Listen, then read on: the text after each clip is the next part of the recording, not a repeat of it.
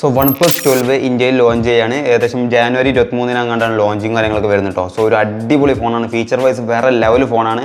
So ആ ഒരു ഫോണിൻ്റെ കംപ്ലീറ്റ് ഫീച്ചേഴ്സും അതിൻ്റെ സ്പെക്കും കാര്യങ്ങളൊക്കെ നമ്മൾ ഈ വീഡിയോ ഡിസ്കസ് ചെയ്യുന്നത്.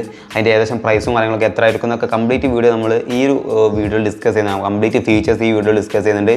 സോ ഇതുപോലത്തെ ടെക് വീഡിയോസ് കാണാൻ താല്പര്യം നമ്മൾ ഇപ്പോൾ തന്നെ ഫോളോ ചെയ്ത് കൂടുതൽ ടൈം വേസ്റ്റ് ചെയ്യേണ്ട വീഡിയോ സ്റ്റാർട്ട് ചെയ്യാം. അപ്പോൾ ആദ്യം തന്നെ OnePlus 12 പെർഫോമൻസും കാര്യങ്ങളൊക്കെ നോക്കുകയാണെങ്കിൽ മോസ്റ്റ് പവർഫുൾ ചിപ്സെറ്റ് ആയിട്ടുള്ള സ്നാപ്ഡ്രാഗണിൻ്റെ 8 Gen 3 എന്ന് പറഞ്ഞ ചിപ്സെറ്റാണ് ഇവിടെ യൂസ് ചെയ്തിട്ട് കേട്ടോ. ഇപ്പോൾ നേരത്തെ iQ12 നമ്മൾ ആ സെയിം ചിപ്സെറ്റ് വെച്ചിട്ട് ഇറങ്ങി വേറെ ലെവൽ പെർഫോമൻസ് ആയിരുന്നു.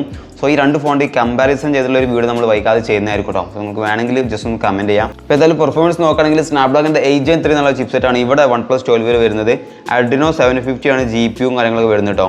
Android 14 ബേസ്ഡ് ആയിട്ടുള്ള ഓക്സിജൻ നോയ്സ് ആയിരിക്കും ഈ ഒരു ഫോണിൽ വരാം. LPDDR5Xന്റെ റാമും അതേപോലെ തന്നെ UFS 4.0 ആയിരിക്കും സ്റ്റോറേജും വരാം. സോ അടിപൊളി ഫീച്ചേഴ്സ് ഒക്കെ സ്നാപ്ഡ്രാഗണിൻ്റെ 8 Gen 3 ആയിരുന്ന ഒരു കിടുക്കാച്ചി മോസ്റ്റ് പവർഫുൾ ആയിട്ടുള്ള ഒരു ചിപ്സെറ്റ് ഇവിടെ നൽകിയിട്ടുണ്ട്.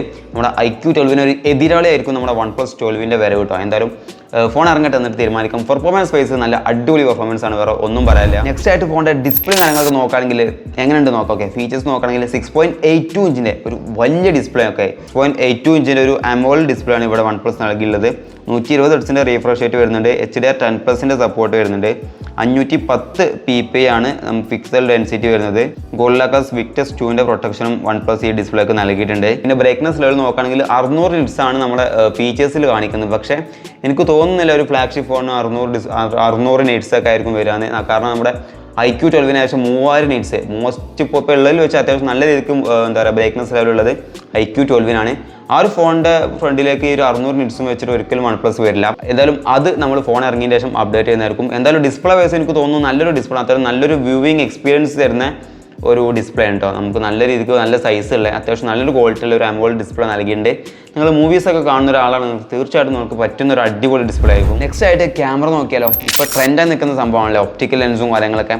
ഈ ഒരു ഫോണിൽ ഒരു ട്രിപ്പിൾ ക്യാമറ സെറ്റപ്പാണ് നൽകിയുള്ളത്. 50 മെഗാപിക്സലിൻ്റെ പ്രൈമറി ലെൻസ്, അതുപോലെ തന്നെ 48 മെഗാപിക്സലിൻ്റെ ഒരു വൈഡ് ആംഗിൾ ലെൻസ്, 64 മെഗാപിക്സലിൻ്റെ ഒരു ടെലിഫോട്ടോ ലെൻസ്. അതായത് ഈ ഒരു ലെൻസ് വെച്ച് നമുക്ക് 3x ഒപ്റ്റിക്കൽ സൂമിൽ ഫോട്ടോസും വീഡിയോസൊക്കെ എടുക്കാൻ പറ്റും. വേറെ ലെവൽ എക്സ്പീരിയൻസ് ആയിരിക്കും കേട്ടോ. നല്ല രീതിക്ക് ക്വാളിറ്റി ലോസ് വരാതെ നമുക്ക് ഒപ്റ്റിക്കലി സൂം ചെയ്തിട്ട് വീഡിയോസും ഫോട്ടോസും എടുക്കാൻ പറ്റുന്ന ഒരു 64 മെഗാപിക്സലിൻ്റെ ഒരു 3x ടെലിസ്കോപ്പിക് ലെൻസ് ഇവിടെ OnePlus നൽകിയിട്ടുണ്ട്.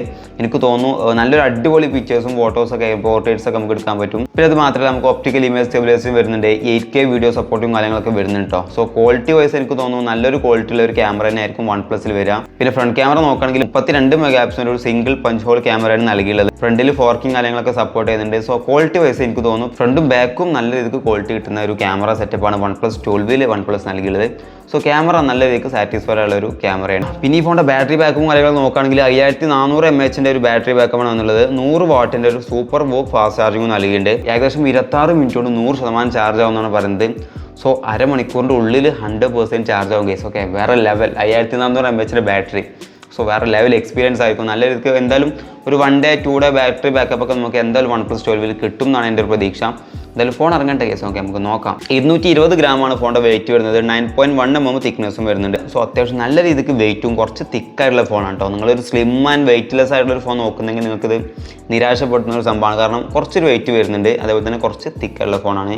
IP65 ഡെസ്റ്റ് പ്രൂഫും കാര്യങ്ങളൊക്കെ ഇതിന് നൽകിയിട്ടുണ്ട്. 13 5G ബാൻഡ്സ് ആണ് ഈ ഒരു ഫോണിൽ OnePlus നൽകിയുള്ളത്. കൂടാതെ NFC, Dolby Atmos, stereo speakers, in display finger print, അങ്ങനെ ചെറിയ ഫീച്ചേഴ്സും അങ്ങനെ കംപ്ലീറ്റ് എല്ലാ ഫീച്ചേഴ്സും OnePlus നൽകിയിട്ടുണ്ട്.